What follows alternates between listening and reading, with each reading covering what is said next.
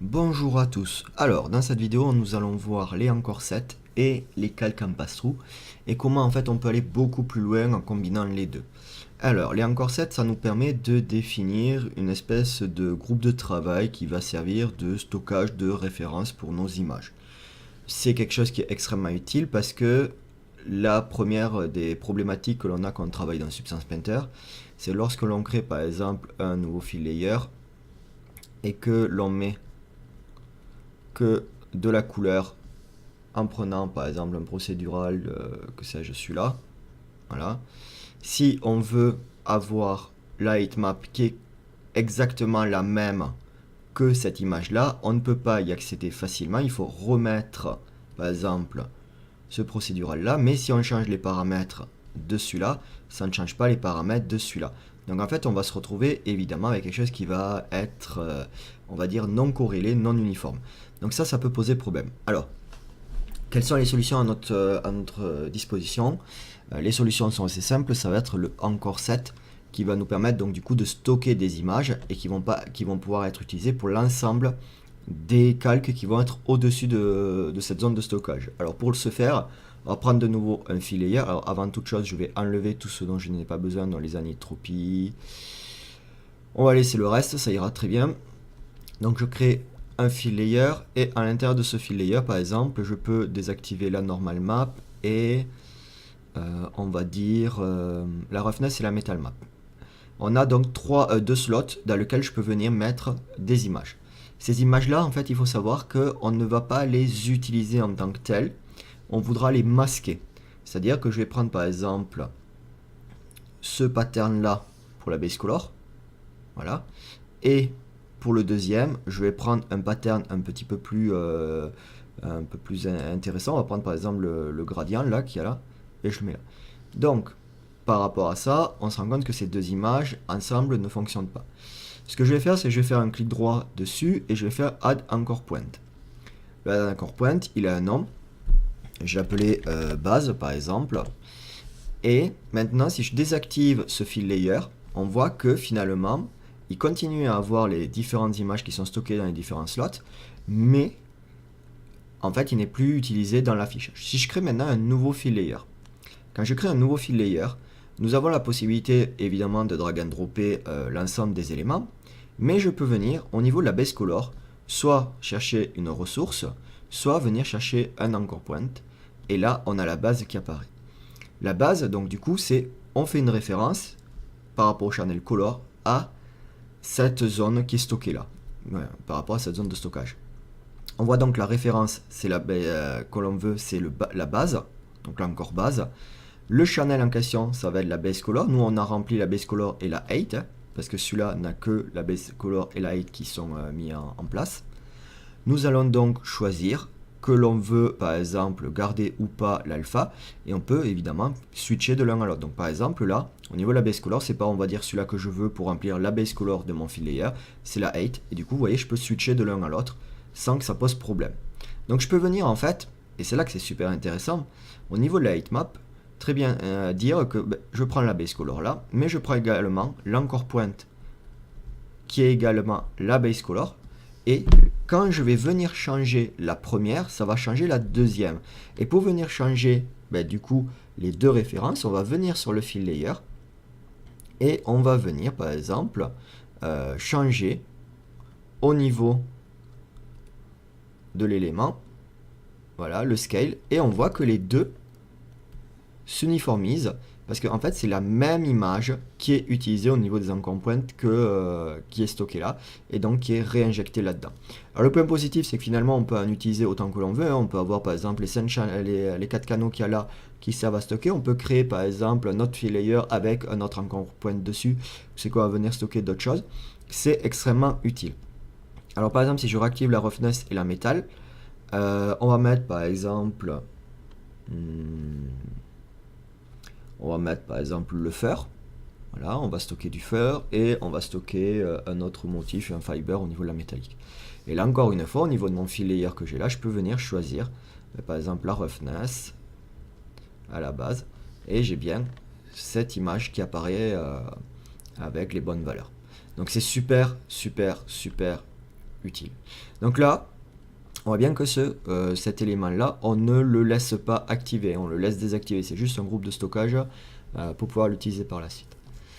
Donc après, qu'est-ce qui se passe? Finalement, ce qui peut être intéressant dans certains cas, c'est d'avoir quand on travaille l'ensemble de nos images en fait, qui se sont montées au fur et à mesure. Donc on a mis nos gros détails, les petits détails, tout ça, et on veut venir tout simplement référencer l'image que l'on a pour pouvoir la réutiliser dans d'autres zones.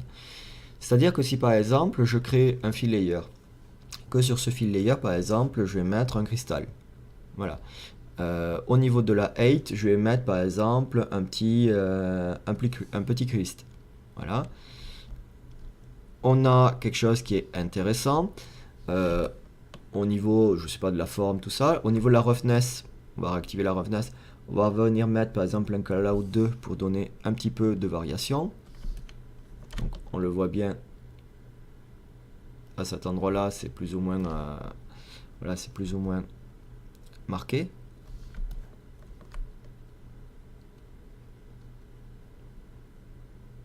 On va essayer de le marquer encore plus.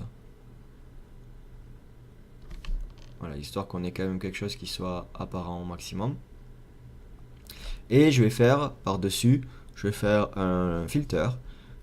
Je vais mettre un HSL pour venir justement, par exemple, alors pas un HSL, on va venir chercher un gradient. Donc la première couleur, on va mettre du rouge. La deuxième couleur, on va mettre par exemple du bleu. Et la troisième, on va mettre du vert. Pour avoir colorisé notre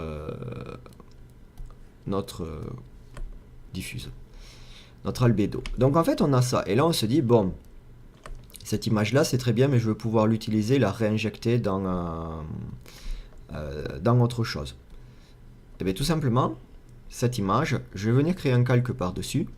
Et ce calque-là, je vais venir désactiver. Et c'est là que c'est important. Je vais venir désactiver tous les canaux qui composent cette image.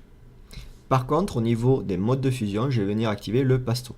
Alors le pass-through, qu'est-ce qu'il fait? Il faut bien comprendre qu'il est en fonction du canal qu'on utilise. Par exemple, là, il est sur la base color, sur la 8, il n'y est pas. D'accord? Donc c'est vide. Le pass-through va venir tout simplement récupérer toutes les informations qui sont affichées et les écrire dans le calque. Si par exemple on désactive là, on voit que tout est transparent, l'image n'a plus rien. Donc en fait, c'est comme quand vous faites un copier-coller général de votre image à l'intérieur du canal que vous avez défini en pass-through. Et là, c'est intéressant parce que finalement, une fois qu'on a mis le calque en pass-through, on peut venir mettre un anchor point qu'on va appeler par exemple color.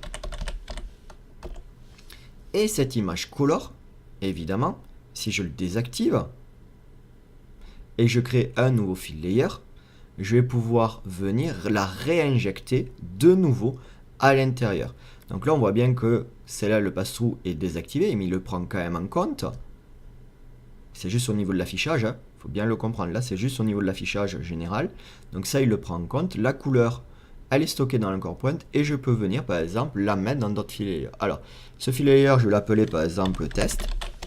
Je vais mettre une couleur toute bête qui va être uniforme. Par exemple, dans les oranges et jaunes, voilà. Et par-dessus, je vais créer un nouveau fill layer dans lequel je vais venir injecter tout simplement le anchor point qui se trouve dans la color. Voilà. Et on voit bien, il récupère la couleur. Et là, j'ai injecté bien cette couleur qui est mise là. Et cette couleur qui est mise là est due au pass-through qui a récupéré l'ensemble des calques qui étaient dessous. Donc là, c'est super important parce que si on avait eu une pile de 10 calques, on aurait pu aller beaucoup plus loin en termes d'effet. Donc là, évidemment, j'ai juste remplacé, mais je peux venir changer les modes de fusion, par exemple mettre en overlay. Et on voit bien que du coup, je peux venir teinter certaines zones grâce à ce calque. Alors là, évidemment, c'est très intéressant. Pour certains motifs, ça n'a pas d'intérêt, mais par exemple, pour tout ce qui est roughness, métallique et height, ça peut devenir extrêmement intéressant de récupérer certains canaux pour les réinjecter avec des masques dans d'autres.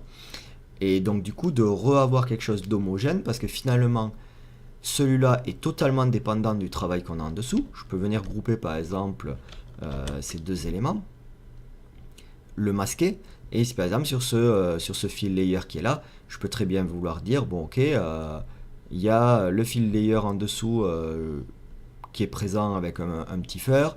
Celui-là, je le mets en, par exemple, en screen. On a ça. Le pass-through le prend bien. Et quand je réactive, on voit bien qu'il a réinjecté à l'intérieur. Quand bien même, celui-là est totalement opaque. Donc là, je peux venir vraiment changer, par exemple, le fur qu'il y a là. Et on voit que le fur, ben, c'est un encore qui est stocké dans la base. Je viens dans la base, chercher mon fur.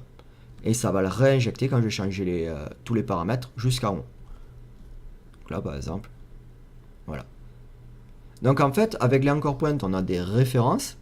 On va pouvoir référencer les différentes images que l'on va utiliser dans notre projet, ce qui peut être super utile quand on a plusieurs textures que l'on veut utiliser.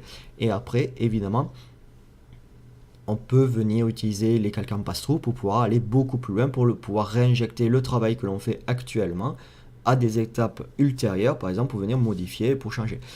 Une piste d'utilisation, ça serait par exemple la réinjection de normal map pour cleaner des normal maps. Voilà, imaginons que vous avez plusieurs normal maps qui posent problème. Si on passe sur la normal map, bon, là il n'y a rien parce qu'il n'y a rien qui est baké dessus, mais on voit par exemple que cette partie-là avec la heatmap, on pourrait très bien imaginer qu'on va à la fois peindre de la normal map et réinjecter sur d'autres maps qui ont été bakées en amont le travail. Voilà. Donc voilà, ça j'espère que ça vous a permis de voir la force des anchor points et des pass-through. Et j'essaierai de faire une vidéo peut-être sur tout ce qui est avec les normal maps. Allez, à plus.